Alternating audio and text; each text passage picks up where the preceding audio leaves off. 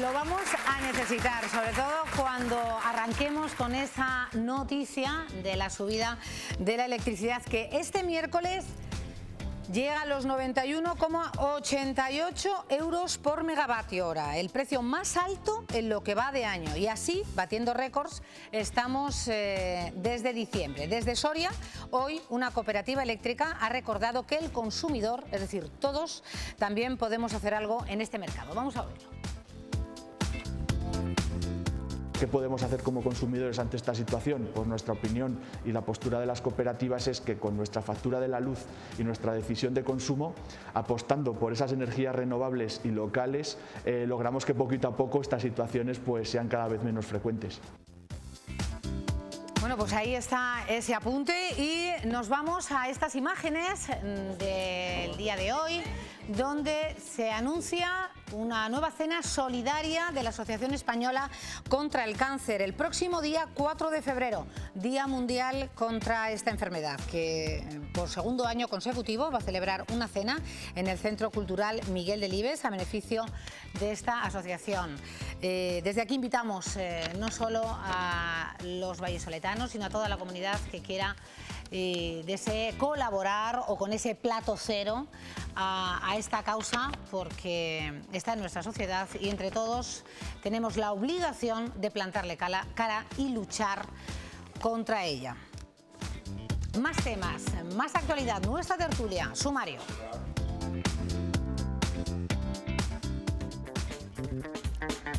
La gestación subrogada, una técnica no permitida en España, pero sí en otros países, a los que tanto hombres o mujeres solas como parejas homosexuales y heterosexuales recurren. Hoy en nuestra tertulia, defensores y detractores, pros y contras de esta técnica de reproducción asistida en la que una mujer accede a gestar el hijo de otra persona. Conocemos a María Jesús, una mujer que fue maltratada, desfigurada por una anterior mala cirugía y participante de Revolution. ¿Cómo ha cambiado su vida? Y última oportunidad de participar en el concurso de la canción. El próximo domingo conoceremos las últimas voces que optarán esta temporada a convertirse en la mejor de Castilla y León.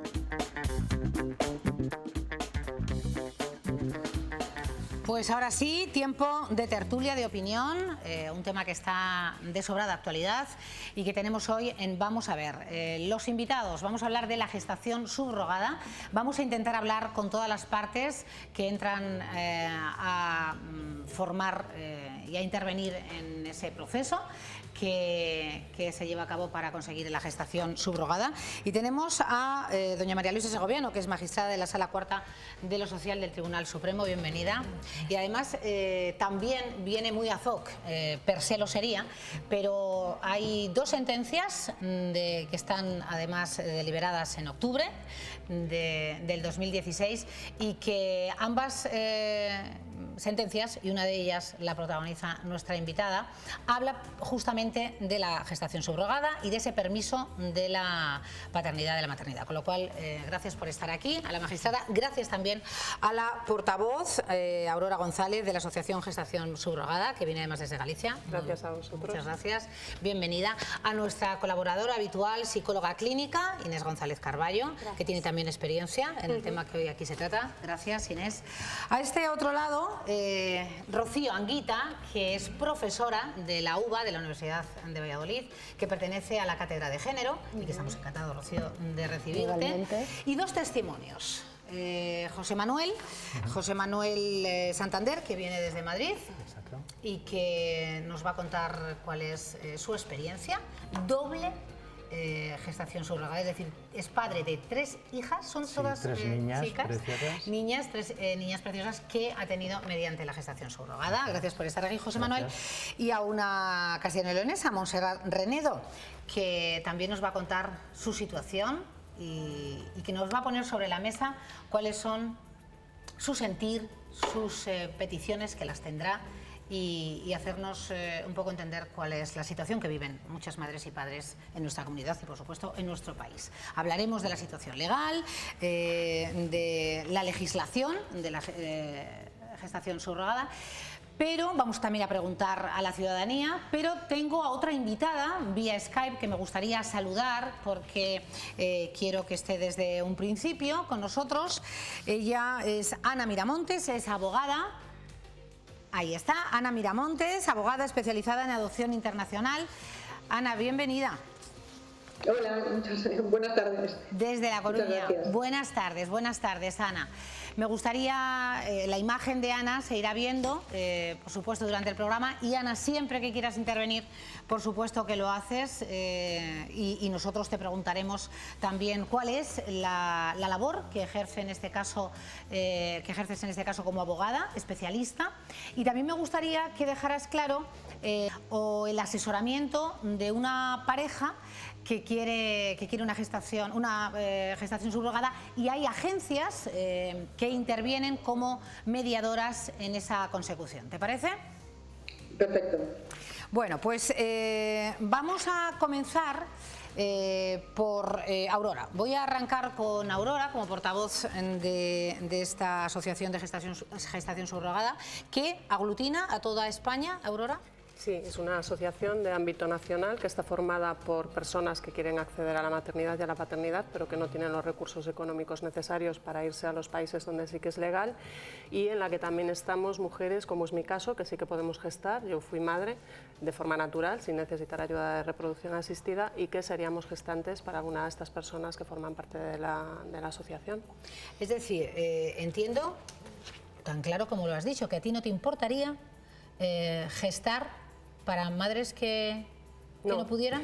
No, sí, bueno, quiero decir eso, no me importaría, porque yo estuve embarazada 2 veces, fueron embarazos perfectamente sanos, sin ningún tipo de complicaciones, no me supusieron ninguna complicación, efectué mi trabajo hasta el último día, antes del parto. Y bueno, yo sé lo que significa para mí la maternidad, lo que significa para mí haber podido tener a mis hijos, y me gustaría ayudar de alguna manera a esas personas que lo tienen complicado, a que ellos también puedan formar su familia. Entiendo que pues entra dentro de lo de vivir en sociedad, ¿no? El colaborar de alguna manera uno con otro. Sí. Bueno, pues vamos a definir, si les parece, si os parece a todos, para que en casa nos entiendan cuando hablamos de gestación subrogada. ¿Qué es la gestación subrogada? Y nadie mejor que nuestra invitada, la magistrada del Tribunal Supremo. ¿Qué es, María Luisa? Bueno, pues nosotros tenemos una ley, la Ley de Reproducción Humana Asistida, que da una definición para prohibirlo. Para prohibirlo tajantemente, porque lo que nos dice esta ley, que es del año 2006, es que es radicalmente nulo, o sea, la calificación más grave que puede haber en derecho de una cosa que es nula, pero radical, que no hay manera de subsanar aquello, el contrato por el que se acuerda que haya una gestación con o sin precio a cargo de una mujer que renuncia a la filiación materna a favor del que la contrata o de un tercero, o de la que la contrata, o de un tercero, de una tercera, o de parejas homosexuales, heterosexuales, matrimonios, parejas de hecho, en fin, cualquier tipo de situación. Entonces, nuestro ordenamiento es muy cuidadoso y dice que eso es radicalmente nulo, y que en caso de que se haga este contrato y nazca un hijo por maternidad por subrogación, aunque haya este contrato, como es nulo, el hijo, la filiación, viene determinada por el parto. Es decir, que hayas acordado lo que hayas acordado, el hijo es hijo de su madre biológica. Entonces, claro, esto es muy diferente a lo que pasa en otros países como de nuestro entorno, como puede ser Estados Unidos, para no pensar en cosas extrañas, ¿no? En el que no solo está permitido, sino que está absolutamente regularizado, en el que hay un juez de una Corte Suprema que dicta sentencia, y lo saben las personas que han acudido a ello. Es decir, que está, digamos, pues muy regulado, muy cuidado, y yo creo que... ¿Y se admite precio, además, María Luisa, en el caso de Estados Unidos? Porque hay variaciones. No figura, pero yo creo que no debe haber ningún inconveniente. Vamos, creo que ahí se rigen por la norma de que el contrato es ley entre los contratantes, y mientras que no sea contrario, claro, pues no sea la moral, al orden público y a aquí no entienden que sea contrario a la moral ni al orden público y entienden que eso es lícito. Y además tienen tanto cuidado que el juez lo que hace es dictar una sentencia al juez de la Corte Suprema, es decir, de, digamos, un cierto nivel dentro del orden judicial. Él lo que hace es decir que es adecuado el contrato por el que la madre biológica renuncia a la maternidad, renuncia a todos los derechos que pudiera tener sobre ese hijo o esa hija, de ahí para siempre, en favor de los contratantes que asumen todas las obligaciones de los padres, de hacerse cargo de la custodia, de la guarda, de los alimentos, de la educación, de las relaciones paterno-filiales, renuncia sin vuelta de hoja. Creo que hay películas en las que pasan algunas cosas, pero yo la realidad no sé. Bueno, esa es la realidad de Estados Unidos y en tu caso ha sido uno en México. Sí, el primer proceso lo seguimos en México, fruto del cual llegó nuestra hija Lía, y el segundo acabamos de volver de Estados Unidos y fruto de ese segundo proceso tenemos dos niñas, Maya y Lola. Me gustaría aprovechar el testimonio de José Manuel, puesto que ha sembrado, ¿no? Y ha hablado de ese país por ejemplificar. Después voy a preguntar también a Ana y el resto de los invitados podéis hablar también y dar vuestro punto de vista y especificar, ¿no? Además el por qué estáis cada uno aquí. Estados Unidos, ¿es así? ¿El contrato que suscribiste con esa madre gestante, exactamente, o con esa sí, es tal cual lo han definido, subrogada, pero no exclusivamente en Estados Unidos, también en el caso mexicano. Bueno, en Estados Unidos hay varios estados que lo contemplan de una forma perfectamente legal. En nuestro caso acudimos a California, que es el estado que históricamente lo regula bueno, con más exhaustividad, más sí, y ya tenemos una trayectoria vital que marca cómo se desarrolla todo el proceso. Y en el caso mexicano fue en el estado de Tabasco, donde también la ley permitía el acceso, bueno, no es que permitiera, es que contemplaba la gestación subrogada como un proceso perfectamente legal, con todas las matizaciones legales al efecto, tanto para nacionales como para extranjeros. Después hubo una modificación legal que entró en vigor mediado el mes de enero del 2016, creo, una vez se publicó, que restringía la posibilidad de acceder a la gestación subrogada exclusivamente para nacionales mexicanos. En el caso de ese contrato en Estados Unidos, por seguir ese ejemplo, ahí se establece un precio que entiendo es, no sé si para el tema legal, de acompañamiento, digo, y asesoramiento, de la clínica donde la madre va a acudir. Bueno, ¿qué engloba? Yo sé que en Canadá, por ejemplo, solamente son los cuidados y los gastos de no trabajar esa mujer. En Estados Unidos se pacta, como decía es un contrato, la señora Segoviano, lo que cada uno entienda, ¿no? Claro, es un contrato que hay dos partes en este caso. Unos, en inglés se llama intended fathers, padres de intención, se traduciría, y una mujer gestante. Entonces hay un contrato revisado oportunamente por los abogados de ambas partes. Perdona, que ahí es donde entraría la figura de Ana. No. En redactar ese contrato. A ver, yo quiero meter a Ana a toda costa. No. Es que es importante. No, Ana, que para mí ha sido, bueno, y es una persona muy importante todavía porque nos ha acompañado a lo largo de estos dos procesos. A nosotros nos ha acompañado previamente a la celebración de ese contrato. Una vez que vamos a firmar ese contrato con Stephanie, que así se llama la gestante estadounidense, hay dos abogados estadounidenses, uno en representación de nuestra como una de las partes y otro en representación de Stephanie como la otra parte. Pero no es exclusivamente ese contrato el que se firma otro contrato con la clínica que va a desarrollar adelante, que va a seguir adelante el proceso, y el seguimiento. El proceso médico previo a la gestación. Es decir, hay incluso hay un contrato previo a ese con la obdonante. Claro, ahí voy, porque hay también muchas modalidades y me gustaría que entendieran los espectadores las que existen, y ayudadme el resto, Aurora.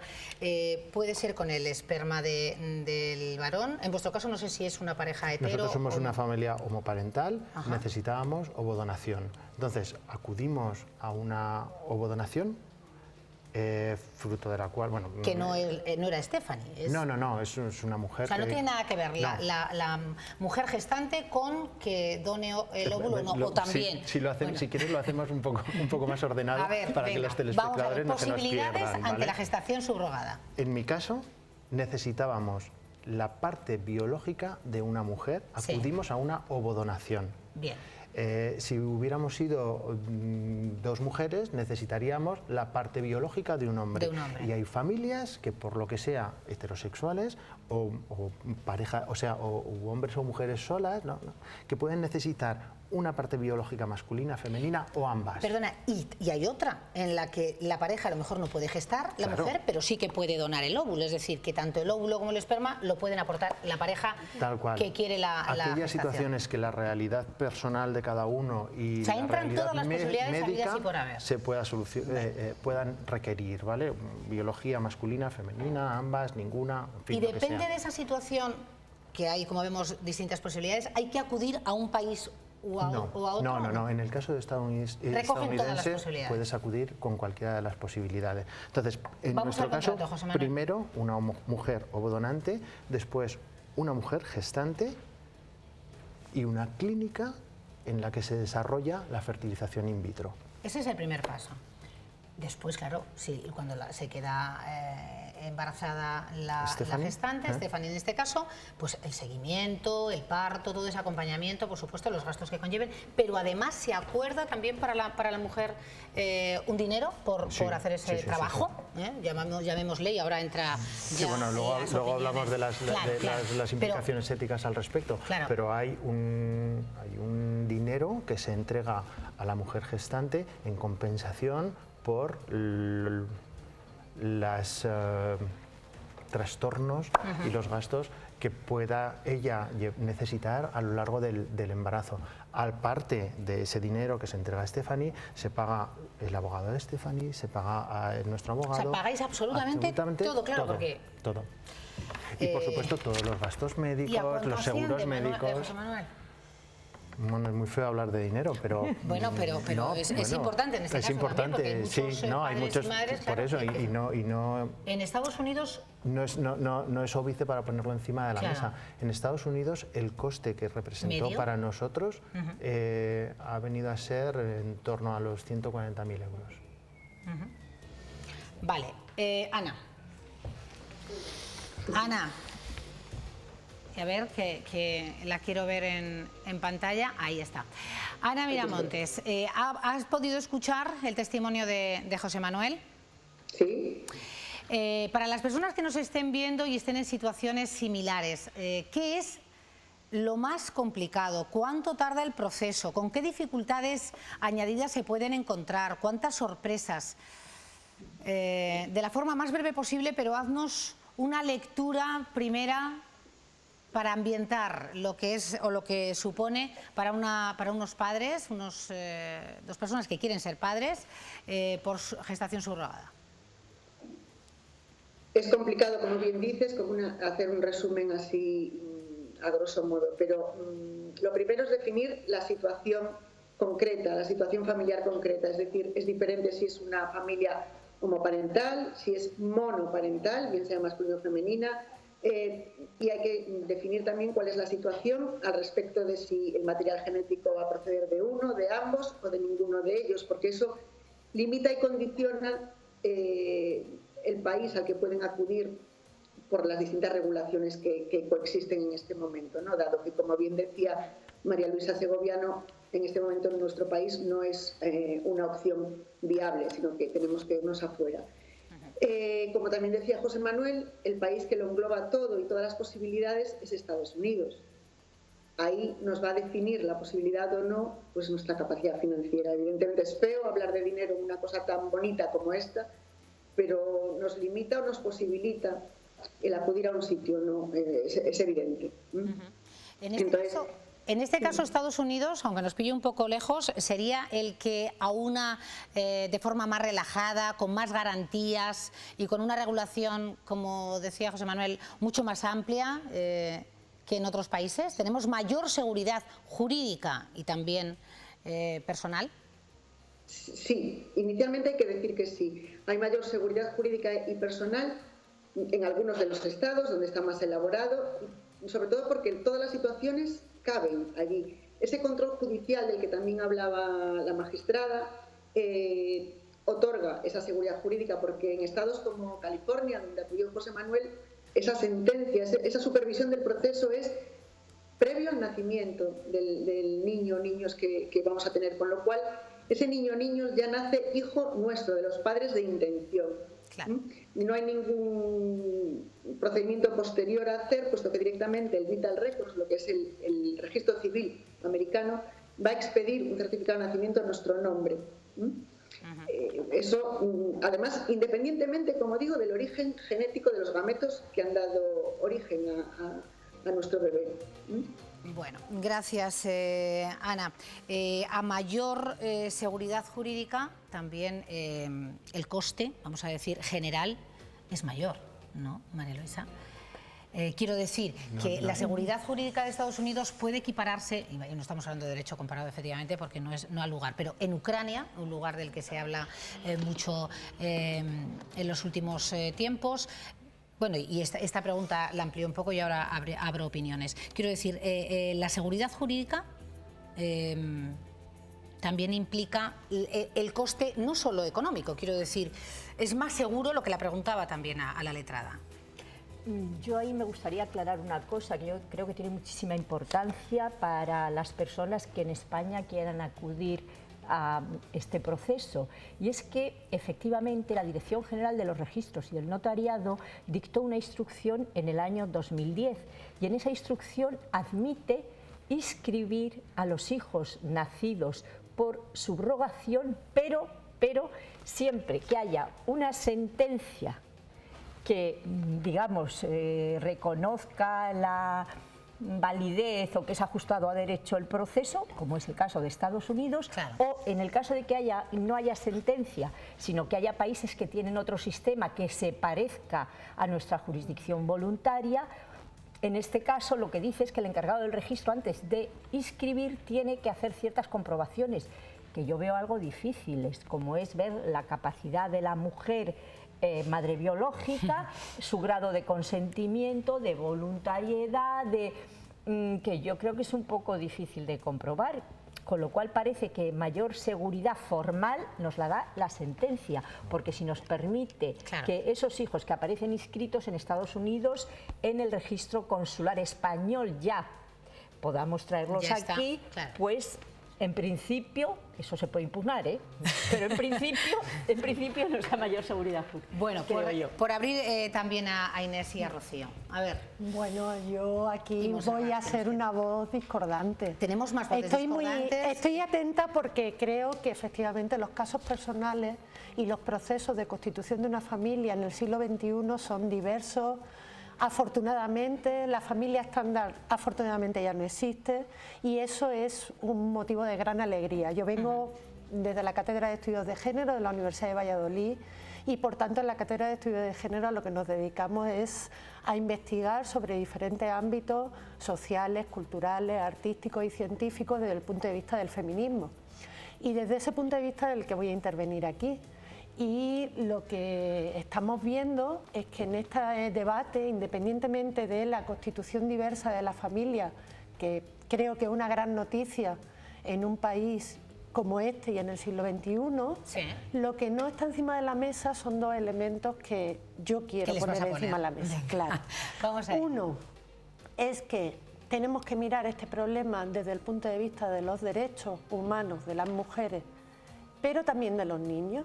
El problema de este procedimiento no es que uno alquila un cuerpo, lo cual éticamente tiene una discusión larga, pero podemos tener diferentes posiciones. Igual que en el tema de la prostitución se pueden tener diferentes posiciones. Yo tengo una, pero se pueden tener varias.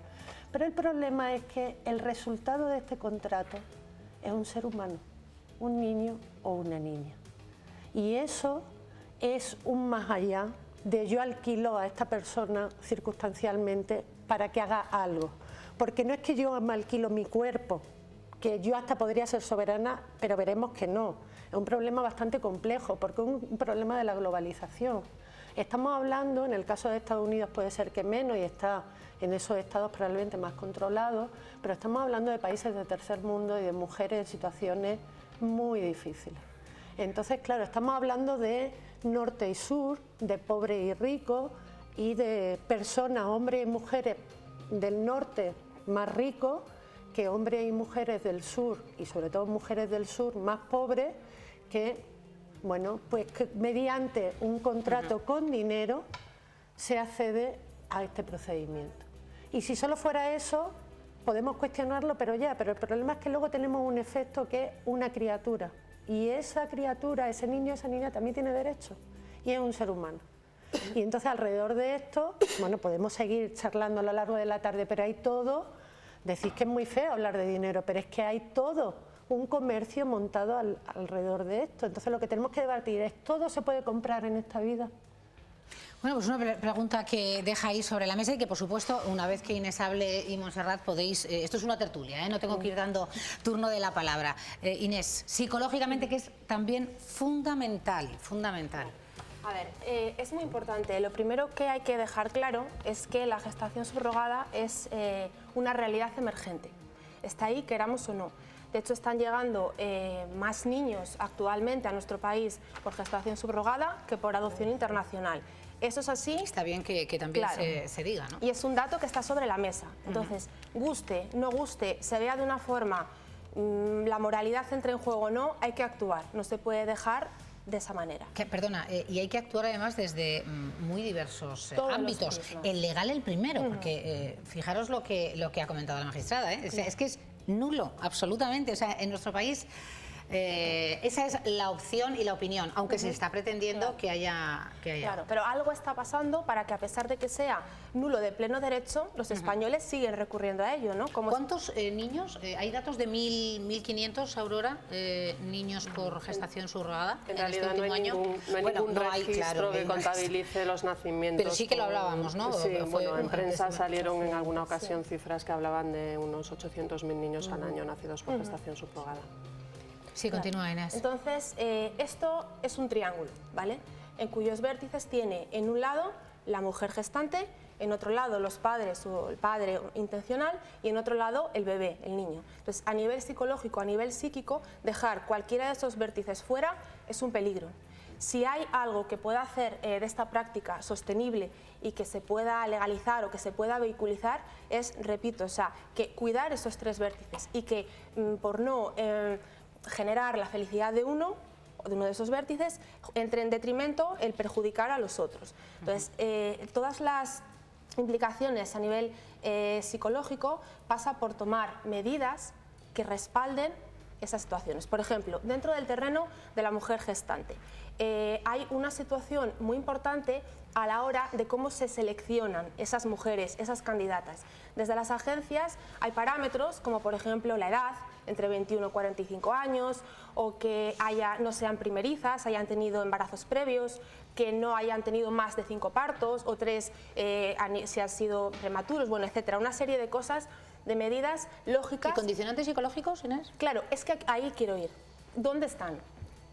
Es que son fundamentales, porque luego hay depresiones posparto, luego hay trastornos psicosomáticos, luego hay mayores tendencias de suicidio, luego hay, culpas crónicas, es decir, todo esto, si no se hace un filtro, no solamente bajo parámetros físicos o biológicos, sino a nivel psíquico, queda completamente descolgado y entonces sí se comercializa con mujeres, entonces sí se las está obligando a hacer algo que no, ahí sí que entramos en un tema ya donde moralmente creo que todo el mundo tiene claro que cuando a alguien se le obliga a algo o cuando esa persona no está preparada para ello, es algo grave, por lo menos grave. A Ana le voy a preguntar en breve cómo está ese derecho comparado, que ya conoce bien como especialista internacional en adopciones. Montserrat, tu testimonio. Pues yo he venido aquí un poco a hablar por las personas que intentamos recurrir a este método, pero que no recurrimos a él porque no está legalizado en España. Entonces, para mí lo más importante es que se legalice en España. ¿Por qué? Porque yo creo que eso responde mucho a todas las cuestiones que son las más delicadas, como la que decía ella, de que se comercializa con mujeres. Yo creo que nosotros vivimos una sociedad en que si aquí se aprueba, eso no va a suceder. porque esta sociedad yo creo que está preparada y que rechazaría que las mujeres que están en esas condiciones fueran obligadas, y porque también tendrían que existir y regularse los filtros que también dice Inés, los filtros psicológicos, las clínicas también tendrían que hacer su papel y hacer los filtros físicos, y de hecho los médicos son favorables. O sea, la Sociedad Española de Fertilidad ha hecho un, no sé si llamarlo informe, que viene a ser favorable siempre que se controlen todas estas cosas. Entonces, yo, por ejemplo, estoy enferma. En tu caso, sí, tú tienes una tengo una enfermedad que te impide, grave, pero estoy aquí y quiero ser madre. Y te lo agradecemos, además. Y para mí una gestación es como tirarme desde un 5.º piso y esperar caer de pie y solo partirme un brazo. Porque la hipertensión pulmonar, tu corazón no puede con un embarazo. No puede subir un 3.er piso, con lo cual un embarazo supone un esfuerzo para tu cuerpo que no puedes.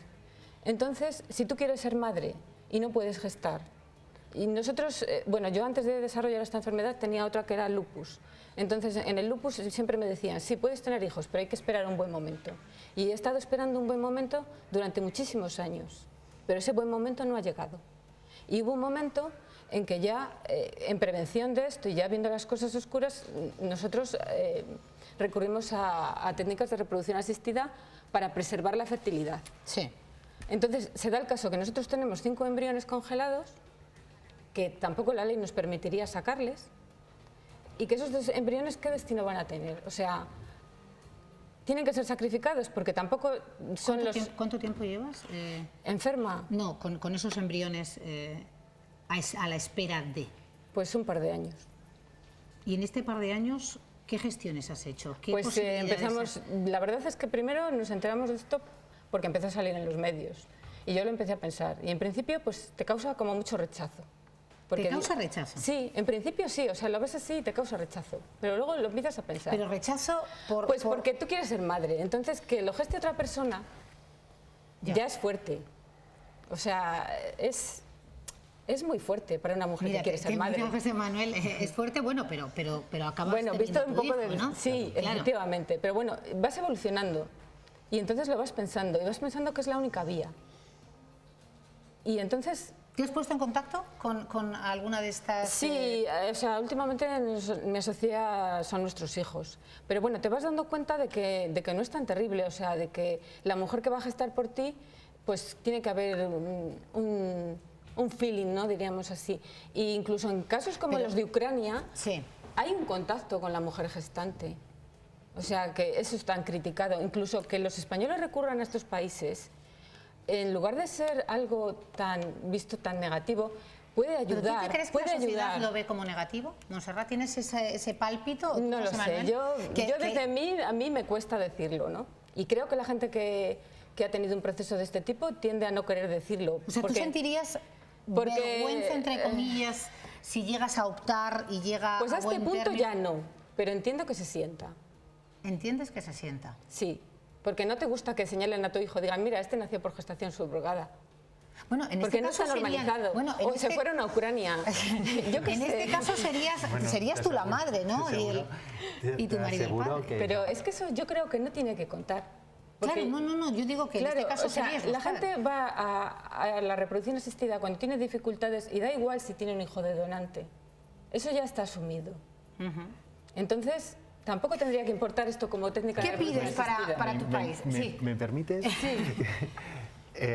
Bueno, en mi caso, por supuesto, a mí me han invitado esta misma mañana a la 1:30. Bueno, tenemos que contarlo todo porque nos ha fallado y Aurora es testigo, nuestro testimonio que venía de Segovia, Miguel, pobrecito, que seguro que está viendo esta tertulia y se ha puesto enfermo. Pero no, a mí me han invitado a ultimísima hora a venir y he dicho, por supuesto que sí, claro que sí, porque lo tengo que... Porque yo lo cuento. Hay que dar mayor visibilidad. Y hay que dar mayor visibilidad a una realidad, a una técnica de reproducción asistida y una realidad múltiple que cada vez es más común en nuestro territorio. Pero cuidado, porque hace una similitud de la gestación subrogada con técnicas de reproducción asistida comunes a las que acuden miles de mujeres españolas que gestan a sus propios hijos, la fecundación in vitro. En nuestro país lo contamos abiertamente y yo estoy en una reunión contigo, Rocío, y te digo, no puede mi mujer tener hijos y y hemos ido a la Libia, Bueno, pues eso lo trasladas a un país como Alemania y Austria y no se atreven a contarlo. Tenemos una amiga que acaba de pasar por un procedimiento fallido, desgraciadamente, y no se atreven a contarlo. Con lo cual, si lo visibilizamos, cada vez la sociedad entenderá más esta realidad. Y además, mi experiencia personal es, bueno, no quiero emocionarme porque lo podría hacer, ¿no? Claro. Pero el entorno humano más afín a mí, bueno, no más afín, más cercano, perdón, y no hablo de mi familia, no hablo de mis hermanas, no.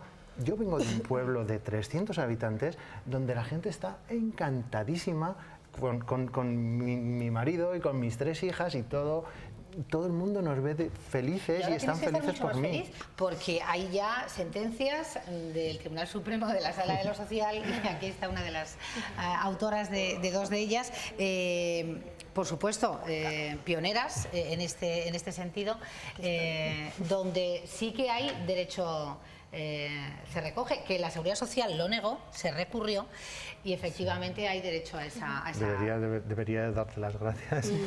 Porque lo puedes hacer, ¿eh? Es que estuve precisamente, creo que fue antes de ayer o algo así, solicitando la prestación de maternidad y también eso hay que contarlo.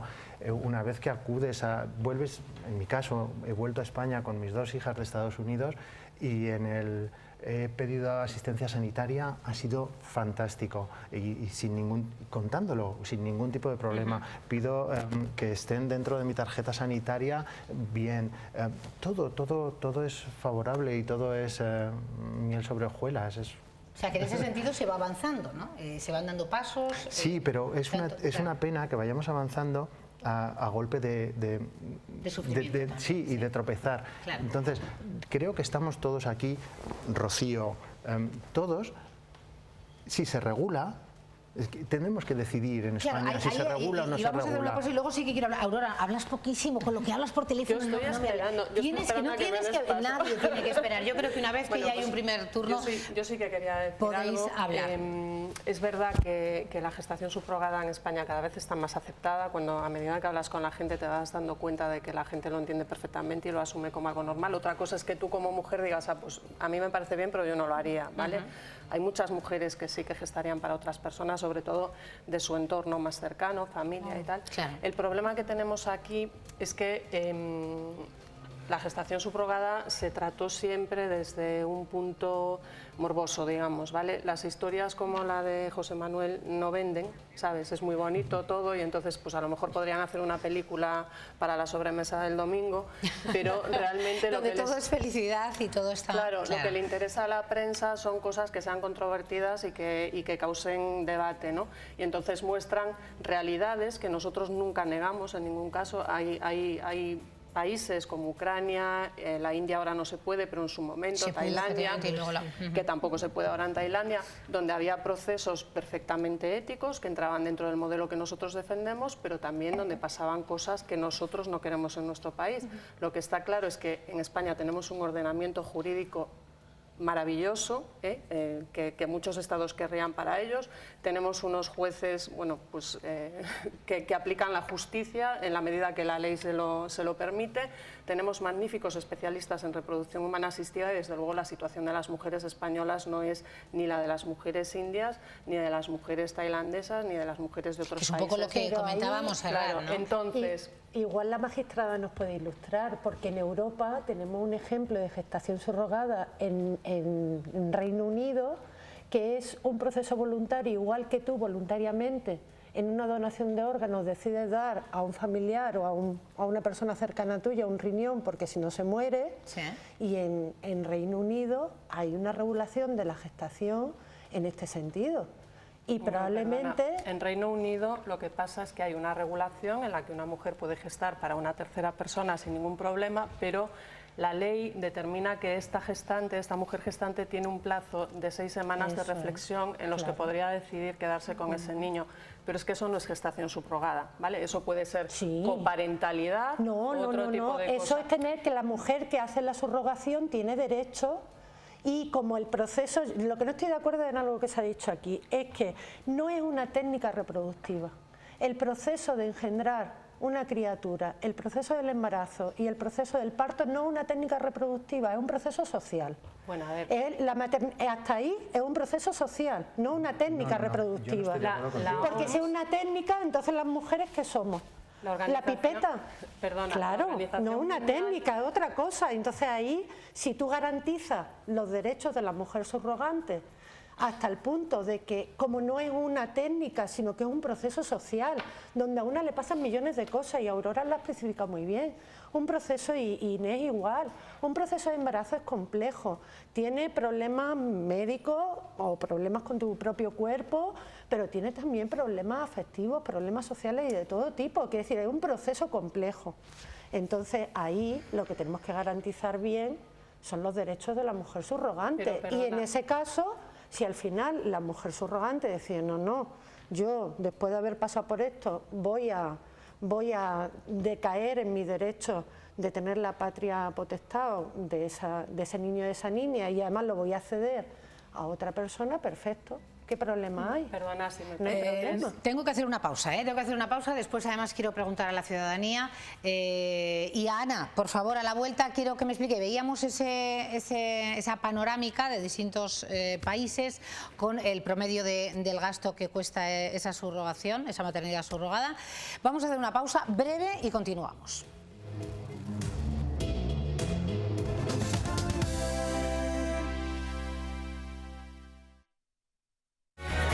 Veíamos hace unos instantes estamos ya en directo, Rocío, no pasa nada. Veíamos una panorámica de distintos países con el promedio del coste para conseguir esa gestación subrogada, y me gustaría, Ana, nuestra querida letrada desde La Coruña, que sí que es experta en la situación legal de otros países, del entorno más cercano, de Europa, de Estados Unidos, como nos relataba antes.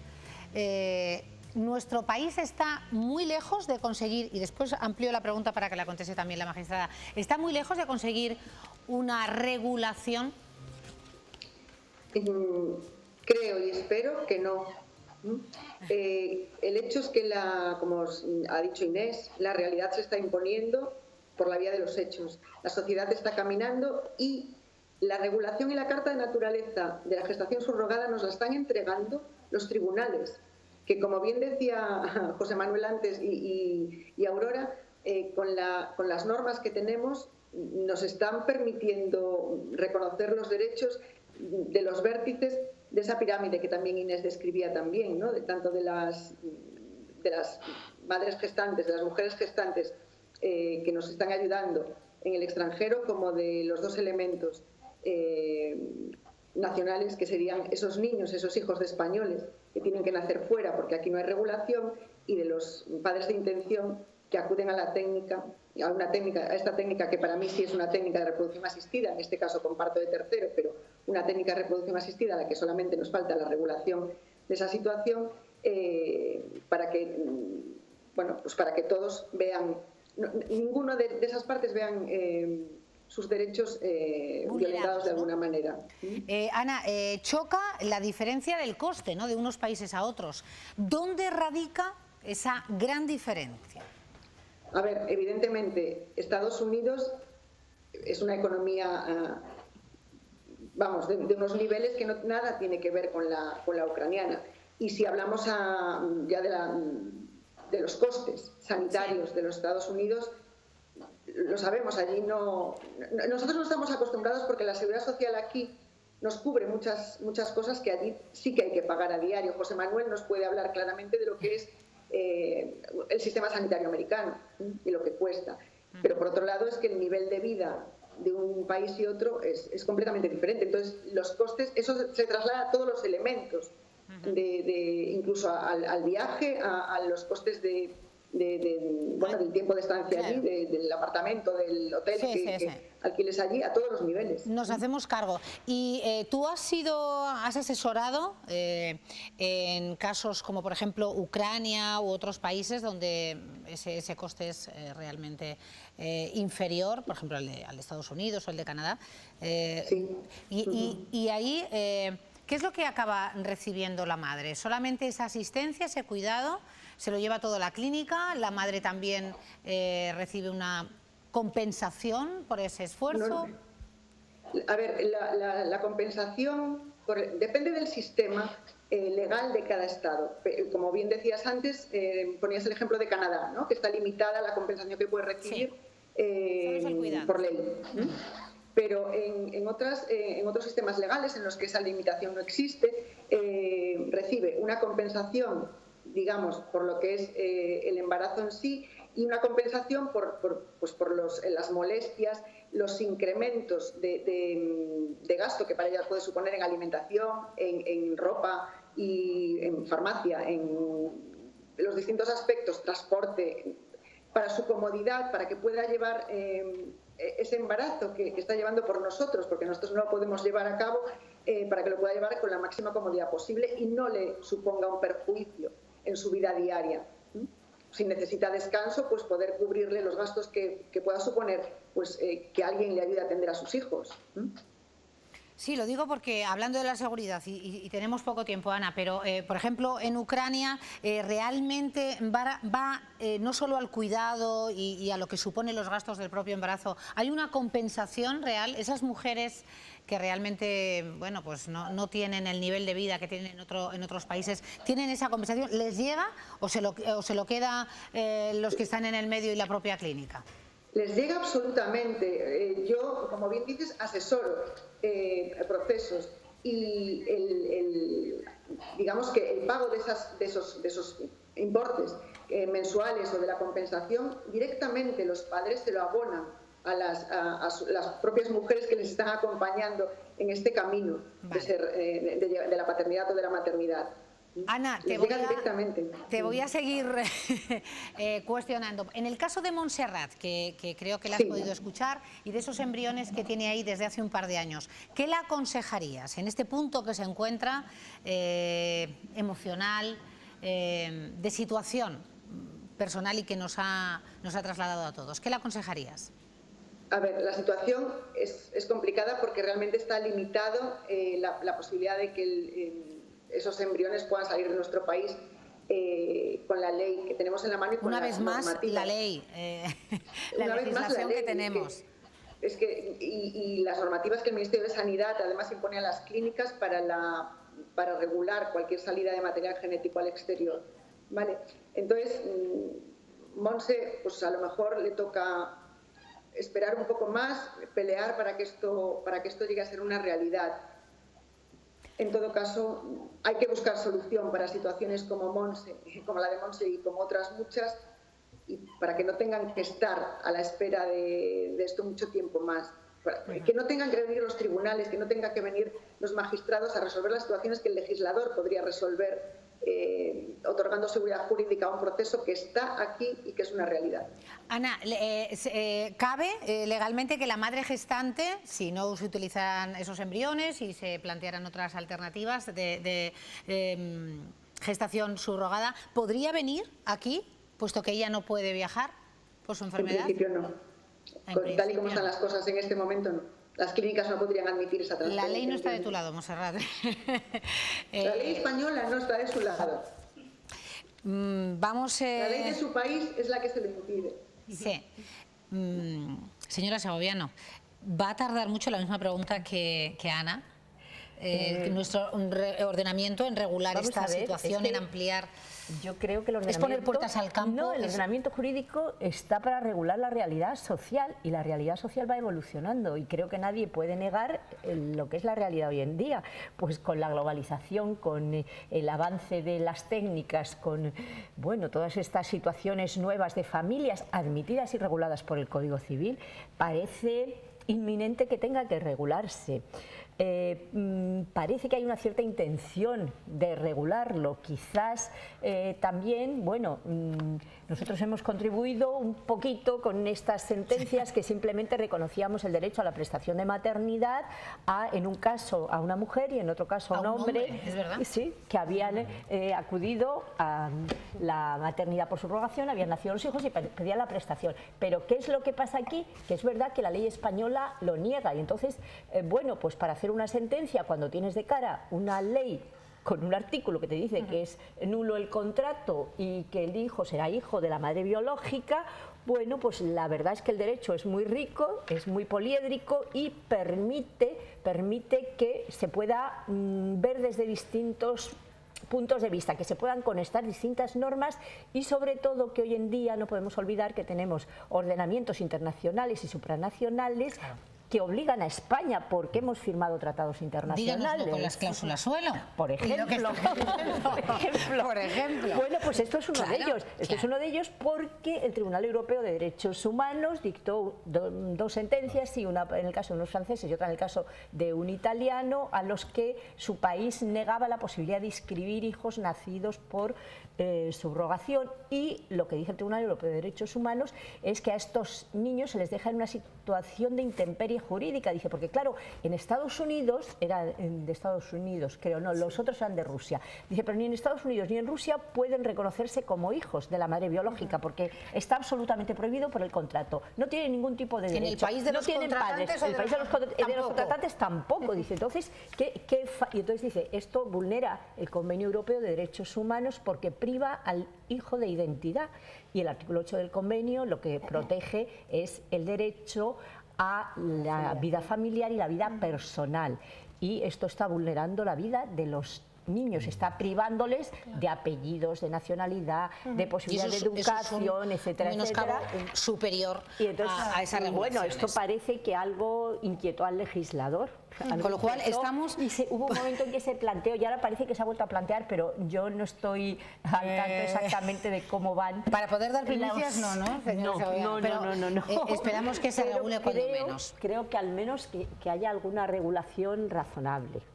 Si me permites, las leyes efectivamente son las leyes, pero también muchas veces muchos cambios jurídicos vienen de movimientos sociales. Claro. Y el hecho de que a nivel social esto cada vez tenga una visibilidad mayor y que además se encaje de mejor manera, incluso el hecho de que haya muchos personajes públicos que últimamente hayan dado estos titulares, ¿no?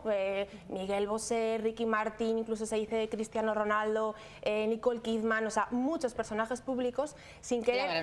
La baronesa Thyssen, sin querer esto hace verlo mejor, le da una cara de decir, ah, bueno, si estas personas populares, conocidas, a las cuales yo admiro, no admiro, lo hacen, ¿por qué no lo voy a hacer yo? Entonces, esto ayuda. Pues estas y otras valoraciones les hemos planteado a los castellanos y leoneses, y esto es lo que nos han contado. ¿Qué opinan sobre la maternidad subrogada por los vientres de alquiler? Pues eso yo tampoco, no me gusta. No, porque pienso que tiene que ser pues una misma, con la pareja. Pues no muy bien. No muy bien. ¿Por qué? Bueno, porque lo ideal es tenerlo en tu propia tripita. Si eso ayuda a las parejas a que tengan hijos, pues perfectamente bien, ¿por qué no? A mí me parece muy bien. ¿Te parece bien? Sí, que cada uno tome la opción que quiera para tener hijos, sí. Que cada uno es muy digno de hacer lo que le parezca. Sí. Es un poco duro también para la mamá de alquiler. Supongo que estará ya muy o acostumbrada o hecha la idea, pero tiene que ser duro también que tengas 9 meses un bebé y lo des. Es un poco como negocio, como un comercio. Yo no lo haría, por ejemplo, porque un niño que lo des, que lo tienes en tu vientre, que luego a los 9 meses se lo des a otra persona. Allá la conciencia de ella dejar a un hijo por ahí. Cuando hay una imposibilidad total de tenerlos, ¿cómo se hace? O se compra un muñeco o intentan buscar a alguien que les ayude. Pagado o no pagado, depende. Bueno, en este caso pagado, ¿no? Bien, si no queda más remedio, pues habrá que pagarlo. Cada uno haga lo que quiera, oye, mientras a mí no me haga daño. Me parece que para explotarlo no es bueno, y para un caso de parejas que no pueden tenerlo y que adoptan eso, me parece estupendo. ¿Usted lo legalizaría en España? Sí, por supuesto. Sí. Yo es que soy partidaria de legalizarlo todo. En otros países se consiente, porque aquí no. Eso no es ningún delito, vamos, me parece a mí. Lo tendrían que estudiar, tendrían que llegar a un consenso entre todos, ver las ventajas, los inconvenientes. Pues yo creo que sí, todo tiene que ir, la modernidad, tiene que ser la modernidad ya, que sí. Que se legalice en España, el que quiera que lo haga y el que no, claro. Yo pienso que sí, que se puede legalizar. Y no tiene... Que cada uno haga lo que quiera, ¿no? Efectivamente, cada uno puede hacer lo que quiere y no tiene por qué irse fuera. Cuantos menos niños haya, peor lo vamos a pasar los pensionistas, ¿no? No vamos a poder cobrar. Claro. O sea, que habrá que aumentar la natalidad como sea para que por lo menos nos ayuden a seguir cobrando. Bueno, pues lo estaba yo diciendo, pero lo repito, que me gusta, ¿no?, la ciudadanía de nuestra tierra de Castilla y León, porque es mucho más abierta de lo que podemos pensar y no hacen dramas y todo lo ven, bueno, pues que susceptible de esa regulación, que les parece, y que cada uno haga un poco lo que quiera. Montserrat, ¿te ha valido de algo esa tertulia? Hombre, yo creo que esto es lo único que puedo hacer por ahora, entonces lo hago. ¿Es una especie de lucha? No solitaria, pero una lucha. Un poco sí, porque a lo mejor a mí ya no me da tiempo, porque me hago vieja mientras lo legalizan y lo estudian, pero comprendo el sufrimiento que tiene mucha gente, y hay gente muy joven que ha nacido sin útero o que tiene muchos problemas, o que es homosexual y no tiene útero y no puede tener hijos. Y busca una solución. Y si eres homosexual y si tienes útero, no tienes ningún problema. Claro. Y lo que sí que me gustaría decir respecto de lo que decía ella es sobre la compensación. Pues yo pienso que la compensación es importante para que se haga realidad, porque yo la veo como una reciprocidad, no como un comercio. Porque una mujer puede ser muy solidaria y querer ayudarte, pero necesitas también sentir que tú haces algo por ella, y ella también necesita ver que tú has contribuido y que le has devuelto algo, porque creo que si no es una situación un poco fea. Descompensada. Sí, sí. Entonces, tanta crítica a la compensación, que si va a ser un comercio, que si lo hacen por dinero, que si dejan hijos por ahí, me parece una forma de verlo un poco desalmada. Si se intentara esa regulación, estaría en contra la sociedad de mujeres, distintas asociaciones, como puede ser, en este caso desde la Universidad Vosotros. No somos vasijas.org, que estamos intentando contactar con Alicia, que no ha podido estar, dicho sea de paso, porque tenían un congreso en Madrid. Rocío. Hombre, yo creo que lo que hay es que abrir el debate de fondo. Exacto. Y el debate de fondo es, por un lado, ¿cómo creamos familias? Que te ha contestado a la pregunta. Sí somos, sí es un método de reproducción asistida. Bueno, eso, y además luego José Manuel me ha aclarado en el intermedio, me ha aclarado que así lo dice la Organización Mundial de la Salud. Eso no quiere decir que todos estemos de acuerdo, aunque lo diga la Organización Mundial de la Salud. Como lo preguntabas y nadie decía nada, pues sí es un método de reproducción. Yendo un poco a tu pregunta, yo creo que hay que poner encima de la mesa varios debates. Uno, si todo se puede mercantilizar.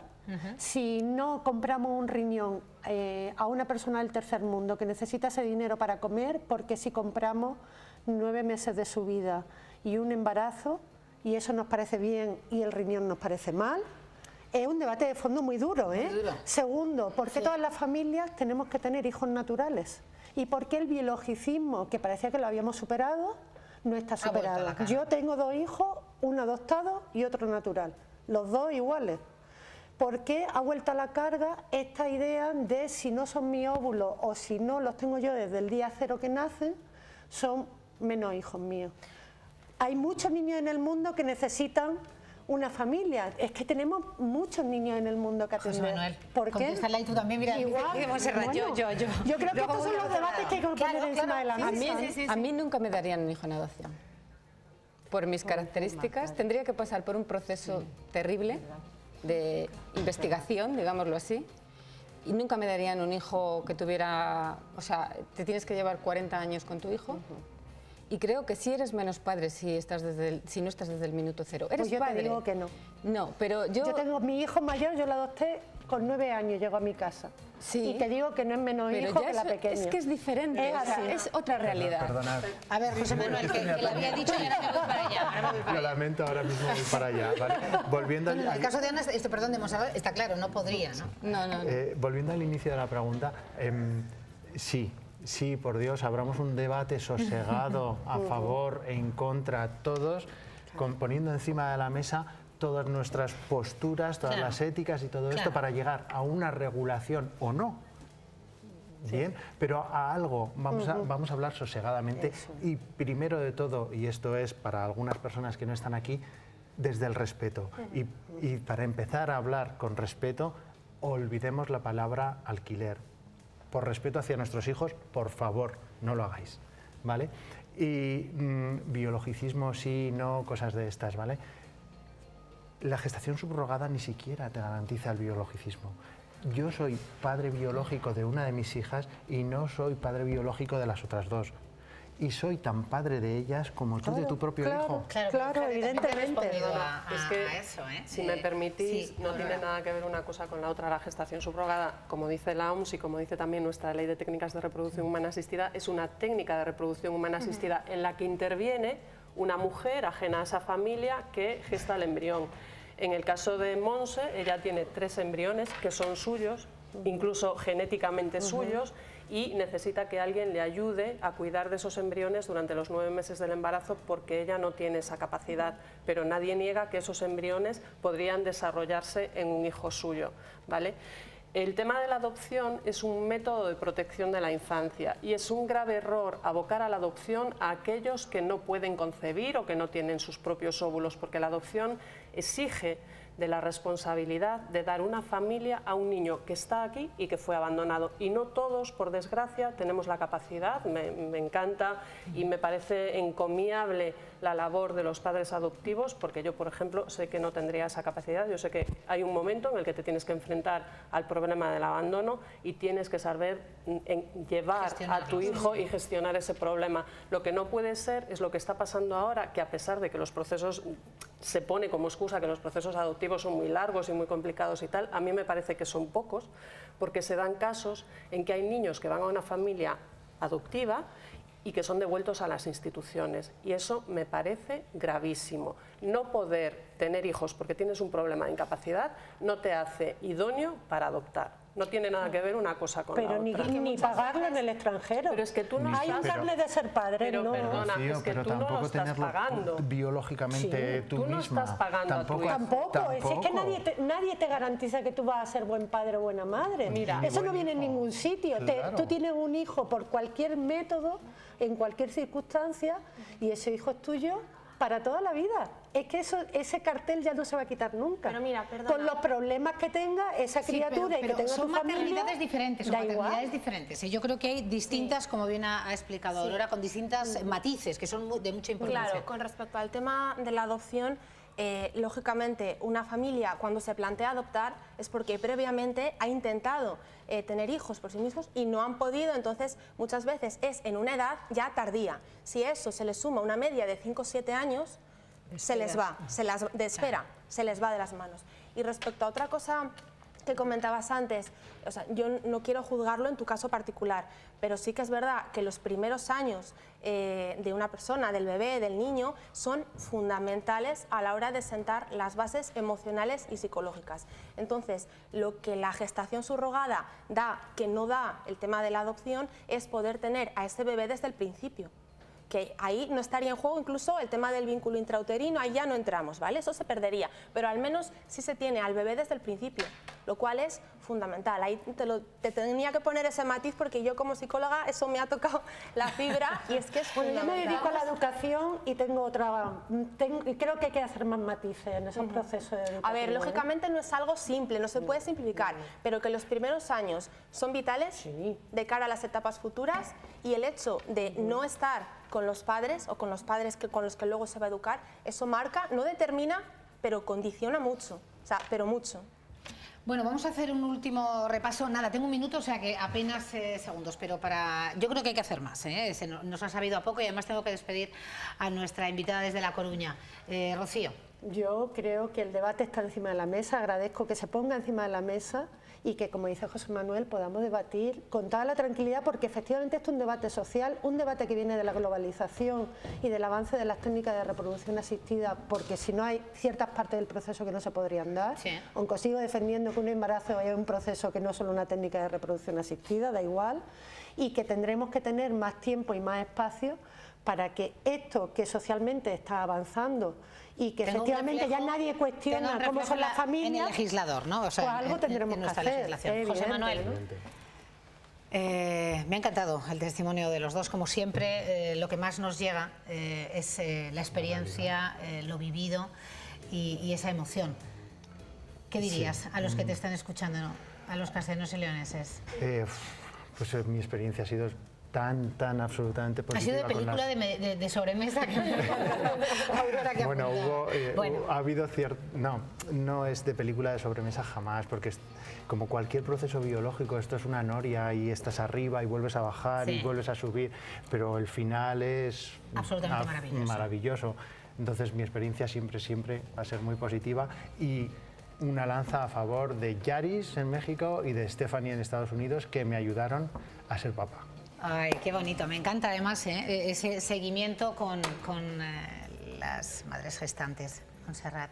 Pues nada, legalización pronto, para que muchas no nos hagamos viejas. Vendrás más a apoyar esa tertulia. Y realista. Con compensación. Claro. María Luisa Segoviano, un placer tenerte en esta mesa. Lo que sería es muy técnica, en el sentido de decirle al legislador, aquí hay una realidad social que hay que regular, y ver una cosa clarísima, es el interés superior del menor. El menor va a estar aquí. Nos pongamos como nos pongamos, o sea, será nulo el contrato, pero el menor no es nulo, el menor está aquí, el niño está aquí. Está muy bien, el menor no es nulo, Claro, hay que regular su situación, hay que legalizarla, hay que tratar pues de controlar un poco que no se hagan, que las cosas se hagan, bueno, pues con ciertos requisitos, pero yo creo que es que la realidad nos lo está reclamando y hay que hacerlo. Claro que sí, siempre que hay una realidad hay que enfrentarse y afrontarla. Efectivamente. Gracias a la magistrada del Tribunal Supremo de la Sala Cuarta de lo Social, Aurora, querida Aurora. Bueno, pues yo lo que quiero decir es que afortunadamente ya no somos los primeros en regular la gestación subrogada, y tenemos modelos que nos dicen qué es lo que funciona bien y cómo se hacen bien las cosas, y también tenemos modelos que nos dicen por dónde no tenemos que tirar. Entonces lo tenemos muy fácil realmente. Abramos ese debate, regulemos y facilitemos a aquellos que quieren ser padres y madres la posibilidad de serlos, y aquellas con la mujeres, mayor garantía. Con la mayor garantía, por supuesto, y aquellas mujeres que quieren ayudarles de esta manera, gestando a sus hijos, pues también la libertad de poder decidir y de poder hacerlo. Gracias, Asociación Maternidad Subrogada, Gestación Subrogada. Inés, breve, ¿eh? Sí, gestación subrogada sí, siempre y cuando tengamos en cuenta ese triángulo que yo comenté inicialmente, se cuiden todos los vértices, y además dejemos claro que este tema no se trata de una cosa de política de derechas o de izquierdas, de feminismo o de machismo, que está al margen de todo tipo de ideologías. Eso hay que dejarlo claro, porque muchas veces se asocia a una tendencia neoliberal o se asocia... No, o sea, esto está al margen de todo. Y sobre todo de política. No hemos querido traer política, pero sí pensamientos diferentes, y ponerlo por primera vez en esta tertulia sobre la mesa, porque es la actualidad y sigue mandando la actualidad.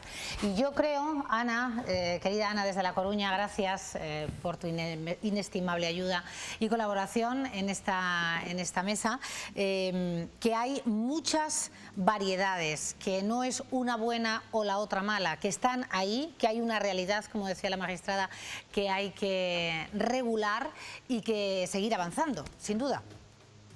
Eso nos toca. El legislador lo tiene enfrente y solo, como dice Aurora, solo tiene que ponerse a ello. Tiene espejos para mirar y para construir la mejor normativa que pueda haber aquí, respetando el triángulo. Me ha gustado mucho el ejemplo de Inés, el triángulo que Inés ha señalado. Y como ha contado José Manuel, respeto. Respeto, está claro. Gracias por esta primera incursión sobre este tema, sobre la subrogación, la gestación subrogada. Gracias a todos. Vamos a hacer de nuevo una pausa y continuamos aquí en directo en Vamos a ver.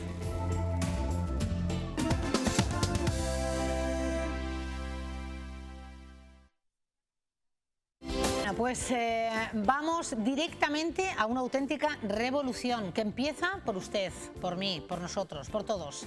Cada miércoles en la noche, Ana Beramendi, muy buenas tardes. Buenas tardes, Cristina. Hablamos de cómo revolucionar por dentro y por fuera a los diferentes casos que acogéis, ¿no? Y hacéis un seguimiento, como bien saben los telespectadores, hacéis un seguimiento a lo largo de muchos meses.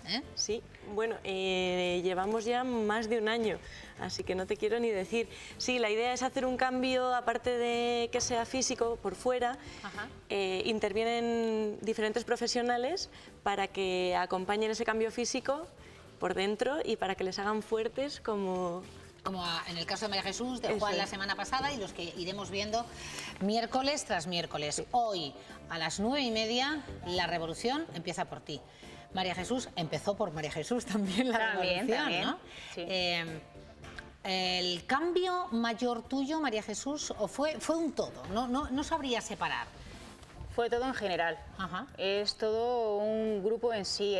Mío fue físicamente, bastante físicamente, porque tuve... Vamos a ir viendo imágenes del antes y de la hora que vemos aquí, claro, en plató, pero del después de ese proceso largo. Y continúa relatándonos. Pues, como te decía, era un cambio bastante... Para mí yo creo que me han ayudado bastante, porque yo llegué a la clínica en una situación en la que ya no quería... O sea, ya pasaba olímpicamente el ser humano, claramente y llanamente, porque yo decía... ¿Cuál era tu realidad? Porque además tenías un hándicap importante, ¿no? Una enfermedad... Sí, tengo una enfermedad que es degenerativa, se llama Stargardt, que es disolución de la retina, y con el paso del tiempo puedo llegar a una ceguera total. De hecho, tengo un bastón, lo que pasa es que he venido con Ana, y entonces me he agarrado a Ana, y Ana es la que me ha dicho aquí están los cables. Lo que pasa es que mi enfermedad no se nota porque muevo los ojos para todos lados, entonces si no te lo digo no lo sabes. No lo sabes. ¿Vale? Veo menos de un 10%, indiscutiblemente estoy metida dentro de la 11. Claro, claro. Y yo, pues aparte de eso, fui a la clínica no por mi enfermedad, porque mi enfermedad ya es una cosa que tú llevas contigo mismo, entonces tú la manejas a tu manera y a tu forma de poder manejarte en el ámbito de la vida. Pero cuando fui a la clínica yo tenía un problema estético. Eso es lo que quiero, que es que ibas con un bagaje, una mochila demasiado pesada, ¿no? Sí, he llegado a pesar 140 obesidad. kilos. Tenía obesidad mórbida, me operaron del peso de 140 kilos, me hice el bypass gástrico, me hice la recogida de pellejos y me hice... Así sí, es que se llama así. Sí, bueno, verdaderamente se llama así. Sí.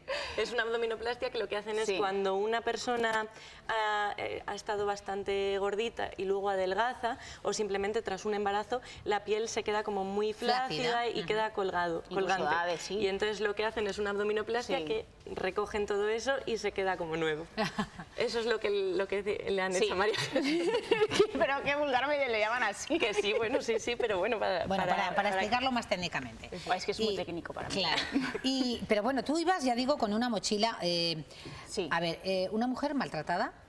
Psicológicamente. Psicológicamente, pero es un maltrato. Sí.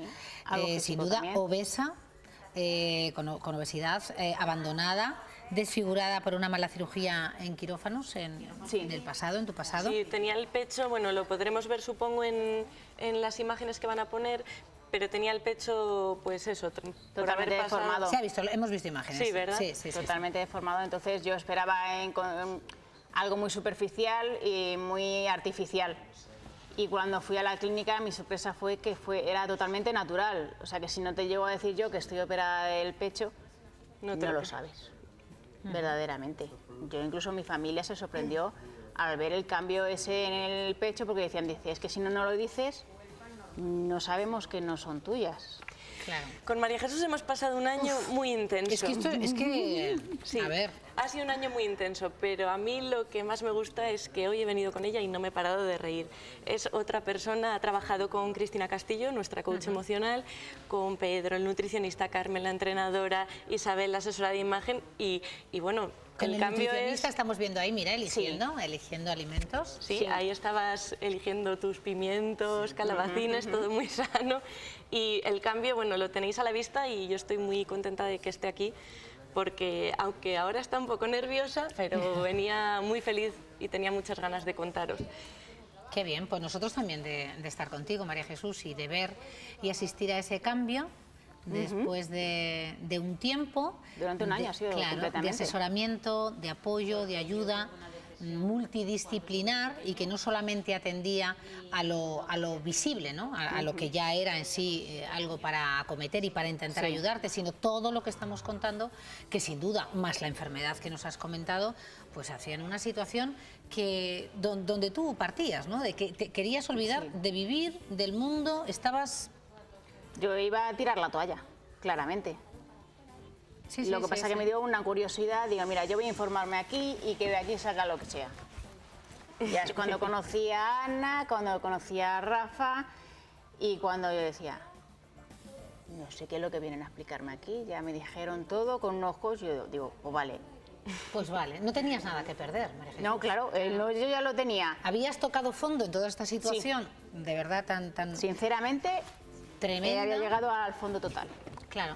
¿Y tu familia? ¿Has nacido otra vez para ellos también? Sí. A ver, indiscutiblemente, sí. Bueno, me va a decir Rafa que soy la persona del indiscutiblemente. Muchísimo. No sé por qué lo digo, ni me preguntes por qué, ni sé qué, bueno, el año para que qué viene significa puede esta repetir palabra. otra. Déjalo que corra. Pues la verdad es que sí. Pues mi familia apoyándome en todo. Apoyándome en todo. Y mis hijos, tengo 2 hijos maravillosos. Siempre y cuando me vean bien, ellos están bien. Ellos están bien, eso es así de claro. Para todos los telespectadores, María Jesús, te pediría, Ana, pero tú es tu caso, tú es tu testimonio, no es porque lo digamos Ana y yo, ¿no? Para los que estén viendo esta noche el programa o el fin de semana que pueden volver a verlo, aquí no hay ni trampa ni cartón. No. Es esfuerzo, la realidad pura y dura. Claro. Es así. Aquí no se enmascara nada, es la ayuda a un ser humano que lo necesita. Total, porque si yo tengo que hacerme lo de la boca sola, te puedo decir que me habrían fijado en años, porque antes son mis hijos antes que yo, como una madre lo dice. Entonces, hacerme lo de la boca, un sueño. ¿Qué te hicieron exactamente en la boca, María Jesús? Pues me hicieron las carillas, me taparon empastes, me pusieron, ¿cómo se dice? ¿Un puente o un puente era? No te arreglaron, lo que era toda la... Totalmente la boca, una cosa que yo no pensaba ni arreglarme, ni... Vamos, en un sueño, arreglármelo en un sueño. Y lo que era el pecho para encontrarme yo bien también, emocionalmente, tener más seguridad. porque afecta mucho psicológicamente a la hora de tú buscarte una pareja y de atreverte, como quien decirte, hablando clara y duramente, ponerte desnuda ante otra persona. Y eso todo estético, pero luego... psicológicamente afecta mucho, claro. Tanto a los hombres afecta otra situación, a las mujeres nos afecta mucho. Y digo luego la labor de preparadora emocional de Cristina y del apoyo con todo lo que tú también llevabas y de forma adquirida esa enfermedad también de la retina. Han trabajado mucho y sí que te agradezco que le hayas preguntado que si el proceso es real, porque me decía hoy cuando veníamos, Ana, ¿y qué digo en la entrevista? ¿Qué voy a decir? Digo, María Jesús, sé tú misma. Verdad, Esto es como si fuera una sesión más de las que hemos grabado. Es una parte más, tienes que ser tú misma y vivirlo. Hay gente que se acoge a cada sesión, a cada coach, y hay gente que coge de lo que quiere. María Jesús es un claro ejemplo que ha cogido a todos. A todos. Sí. Todo le ha venido bien, ¿verdad, María Jesús? Se ha dejado llevar, lo ha aprovechado, lo ha disfrutado. Con la clínica en CEME se ha portado fenomenal, los médicos con ella la adoran. De hecho, pasas por ahí todavía y bueno, es una de nuestras Revolutions estrella. Estrella, bueno, pues nos alegramos, lo celebramos contigo, María Jesús. Pues como no pasaba nada, era contar. ¿Sabes qué pasa? Que es que me gustaría decir todo lo mejor que... A ver, son profesionales, cada uno en su ámbito. Los coaches son profesionales totalmente. Porque Cristina, por parte de un iceberg que me enseñó en un principio. Voy a ver a Cristina, yo creo, la próxima semana, sí, ¿no? la próxima semana, por fin. Cristina, es que es mi prefe, Cristina me parece... Bueno, son todos estupendos, no les conozco Pedro, en lo que es personalmente. la nutrición, y es verdad, somos lo que comemos. Claro. Porque además te afecta psicológicamente también lo que comes. Oye, Es acompáñame, María Jesús, escuchas, Ana, el testimonio e imágenes de lo que van a poder ver hoy, de Rosa, porque María Jesús siempre a posteriori traemos, después de la semana que viene veremos a Rosa. Veremos a Cristina. ¿Y no viene Rosa? Creo que no, porque está por ahí de viaje, pero creo que porque se lo está pasando muy bien, está disfrutando de la vida. Pero efectivamente a semana vista traemos a los invitados, ¿no? Los que se someten a este cambio. La semana que viene, Rosa. Esta noche. Esta noche, perdona, la semana que viene. Esta noche Rosa. vamos a ver el caso de Rosa. Rosa es una mujer que yo creo que la revolución la tenía ella por dentro. Es una mujer guapísima, pero bueno, sí, es impresionante. Y creo que su cuerpo no le acompañaba y lo que tenía dentro necesitaba ser apoyado por alguien. Y qué mejor que nuestros chicos. Hombre, claro que sí, nuestros entrenadores. Vamos a ver el caso de Rosa esta noche a las 9:30.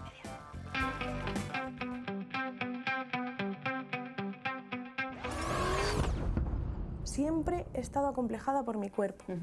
Siempre he tenido mucho pecho. Hacer cualquier cosa me ahoga. Lo he pasado un poquito mal a lo largo de mi vida. Cuando fallecieron mis padres entré en una depresión grandísima. Quiero volver a ser la persona que era antes. Me parece, pero un paso de gigante, eso que ha dado Rosa, pero cuando te escucho, no escucho tu emoción. No son los resultados que yo esperaba. O me estás engañando o hay algo que evidentemente no funciona. ¿Cómo te verías a salir de este programa? Por lo menos poder jugar con mi hijo, que es mi idea principal.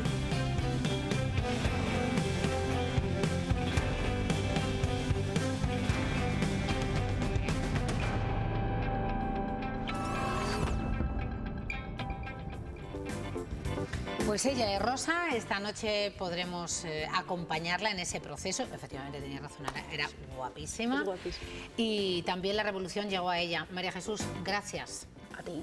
Gracias por estar aquí. Enhorabuena por el esfuerzo también que has emprendido de cambio interior y externo también. Y nos seguiremos viendo. Muy bien. ¿Te parece? Cuando quieras. Venga, gracias. Gracias, Ana. Muchas gracias a ti, Nos vemos el próximo miércoles, esta noche a las 9:30, Revolución. Empieza por ti. Y nosotros, pues empezamos terminamos, si me lo permiten. Vamos a hacer un alto en el camino porque mañana volvemos a estar con ustedes a eso de las 4:20 de la tarde. Gracias y seguimos con ustedes.